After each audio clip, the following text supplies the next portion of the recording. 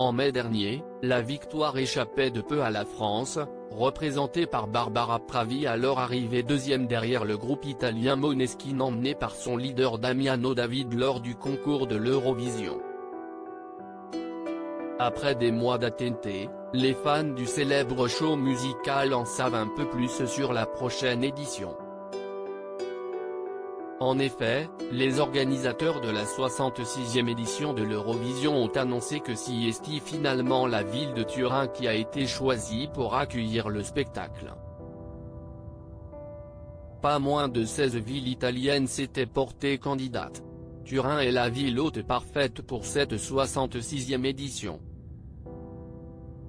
Comme nous l'avons vu en 2006 lors des Jeux d'hiver, Pala Olimpico, le lieu où se tiendra le concours et qui peut accueillir environ 18 000 spectateurs, note de la rédaction, possède tous les équipements nécessaires pour organiser un événement de cette ampleur et nous avons été très impressionnés par l'enthousiasme et l'engagement de la ville de Turin qui accueillera des milliers de fans en mai prochain, a déclaré Martin Osterdahl, le superviseur du concours de l'Eurovision. Selon les informations du Corriere Torino et de plusieurs autres médias italiens, ce serait le chanteur Mika qui aurait été choisi pour faire l'animation du prochain concours.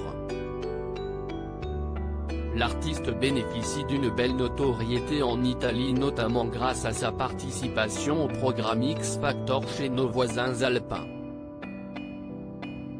Pour l'heure, le chanteur n'a pas confirmé mais une annonce doit être faite dans quelques heures, affirme le quotidien local.